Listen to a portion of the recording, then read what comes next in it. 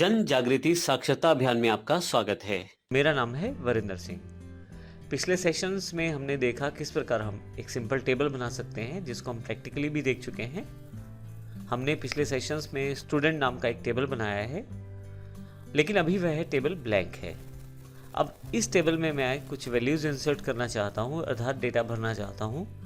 उसके लिए हमारे पास माईसीक्वल के द्वारा इंसर्ट स्टेटमेंट दी गई है, जिससे हम आसानी से अपने टेबल्स में डेटा को फीड कर सकते हैं। यहाँ मैंने नीचे कुछ एग्जांपल्स लिए हैं।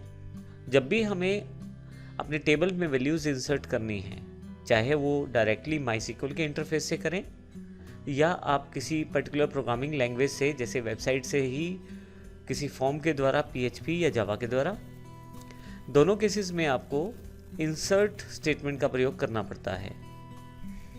यहाँ पे सबसे पहले आपको स्टेटमेंट देनी होती है इंसर्ट इनटू, उसके पश्चात टेबल का नाम। जैसे मेरे पास यहाँ टेबल का नाम स्टूडेंट है, मैंने यहाँ पे दे दिया है।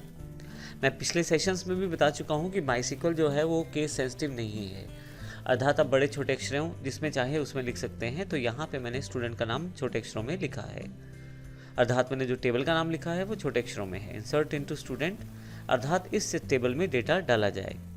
फिर आप ब्रैकेट्स ओपन करते हैं राउंडेड और ब्रैकेट क्लोज करते हैं राउंडेड। इसमें वो सभी कॉलम्स की इन्फॉर्मेशन देते हैं जिसमें आप डेटा स्टोर करना चाहते हैं।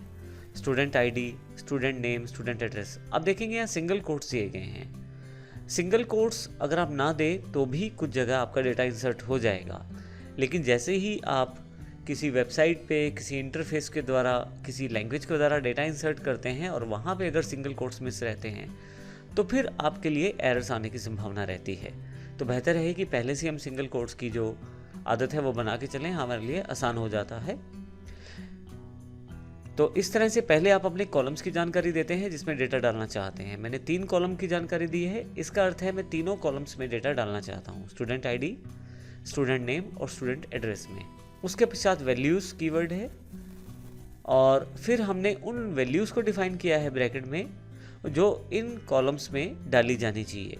जैसे सबसे पहले 1 जो स्टूडेंट आईडी को रिप्रेजेंट करता है, फिर वंदना स्टूडेंट नेम को रिप्रेजेंट करता है और फिर एड्रेस अंबाला जो हमारे पास एड्रेस को रिप्रेजेंट करता है।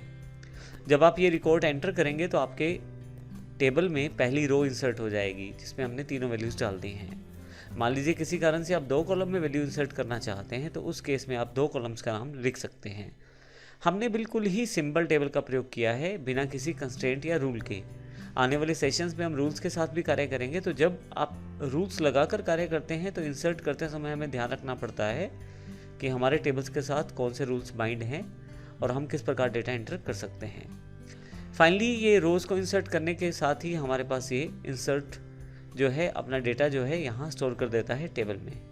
आइए इसको प्रैक्टिकल रूप में देखते हैं किस प्रकार से हम इंसर्ट स्टेटमेंट को यूज़ कर सकते हैं। मेरे पास यहाँ पे एसक्यूएल का इंटरफेस अवेलेबल है पहले से। यदि आप लेफ्ट साइड पे देखें तो हमारे पास कॉलेज डेटाबेस है और उसमें हमारे पास एक स्टूडेंट के नाम से टेबल है। मैं इस स्टूडेंट के टेबल को राइट क्लिक करके न्यू टैब में ओपन कर लेता हूँ। आप देखेंगे कि यहाँ मेरे पास नीचे की तरफ डेटा दिखाया गया है, student ID, student name, student address में 1, वंदना और अंबाला। ये रिकॉर्ड मैंने सेव किया है। अब इस रिकॉर्ड को किस प्रकार से इंसर्ट कर सकते हैं इसकी जानकारी हम लेने वाले हैं। इसके लिए आप यहाँ क्वेरी बॉक्स पर आएँ और इंसर्ट स्टेटमेंट को प्रयोग करें। तो आइए देखते हूँ किस प्रकार से मैं कर सकता हूँ। देखिए, क्योंकि मेरे पास टेबल स्टूडेंट ओपन है तो आप टाइप करने के बजाय यहाँ से इंसर्ट को भी क्लिक कर सकते हैं। अब जैसे ही क्लिक करेंगे आपके पास सारी की सारी फील्ड्स को एक क्वेरी बना के दे दिया जाएगा। इंसर्ट फील्ड का प्रयोग करके हम डेटा एंटर करने वाले हैं। तो जैसे मैंने यहाँ क्लिक किया है तो टेबल के अकॉर्डिंग यहाँ पे, क्योंकि मैंने स्टूडेंट टेबल को सिलेक्ट किया हुआ था, तो उसके अकॉर्डिंग मेरे पास यहाँ सारी फील्ड दे दी गई हैं। मुझे केवल इनमें वैल्यूज़ भरनी है, वो भी केवल यहाँ पे। तो देखिए, इंसर्ट इनटू स्टूडेंट, अर्थात स्टूडेंट में डेटा डालेंगे। फिर राउंडेड ब्रैकेट्स में मैंने स्टूडेंट आईडी, नेम और एड्रेस दिया है कि इन फील्ड्स पे मुझे डेटा स्टोर करना है। उसके पश्चात वैल्यूज़ डिफाइन करनी है मुझे। तो ये राउंडेड ब्रैकेट्स में कोमे के साथ साथ मुझे सारी वैल्यूज़ को स्टोर करना है। तो मैं एक यहाँ, क्योंकि 1 का रिकॉर्ड है तो मैं 2 स्टोर कर देता हूँ। सिंगल कोट्स में वैल्यूज़ को यूज़ कर लूँगा मैं। पहले ही सिंगल कोट लगा के मैंने यहाँ पे वैल्यू को फिल कर देता हूँ और फिर से यहाँ एड्रेस टाइप कर देता हूँ। फाइनली ये करने के पश्चात मुझे गो पे क्लिक करना है या कंट्रोल शिफ्ट एंटर करें। आपके पास रिकॉर्ड एंटर हो गया है। इसकी जानकारी आप देखें 1 रो इंसर्टेड मैसेज के रूप में अवेलेबल हो गई है। अगर मैं साथ वाले टेबल पे जाऊं तो अभी रो एक ही है। अगर मैं रिफ्रेश करूं पेज को तो आप देखेंगे कि अब मेरे पास यहाँ 2 रोज दिखाई गई हैं। फिर से एक बार इसे करते हैं। अब की बार मैं पूरी की पूरी ये लाइन को कॉपी करके रख लेता हूँ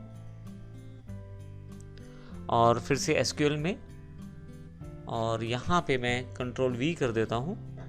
पुरानी वाली कमांड को हटा दिया है मैंने, केवल वैल्यूज़ को चेंज कर दूंगा यहाँ से मैं।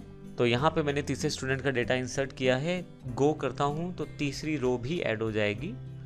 और यहाँ अगर मैं रिफ्रेश करूँ दूसरी वाली टैब में तो आप देखेंगे कि तीनों स्टूडेंट का डेटा मेरे पास यहाँ अवेलेबल हो गया है। तो इस प्रकार मैं इंसर्ट स्टेटमेंट का प्रयोग कर सकता हूँ। मैंने अभी केवल बेसिक इंसर्ट स्टेटमेंट का प्रयोग किया है। इसके साथ काफ़ी सारे मॉडिफिकेशन और ऑप्शंस अवेलेबल हैं, लेकिन उन सबकी जानकारी हम आने वाले सेशन में लेंगे। अभी केवल इंसर्ट बताने का पर्पज़ ये है कि हम एक बेसिक कमांड स्ट्रक्चर के साथ काम कर रहे हैं। किस प्रकार से टेबल बना सकते हैं, किस प्रकार से डेटा इंसर्ट कर सकते हैं और किस प्रकार से उन्हें देख सकते हैं।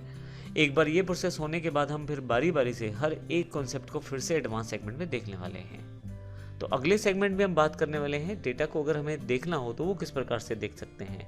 अभी तक हमने टेबल बनाया है, फिर उसमें डेटा इंसर्ट किया है। अगले सेशन में हम बात करेंगे डेटा देखने के लिए हमें क्या करना पड़ेगा। धन्यवाद।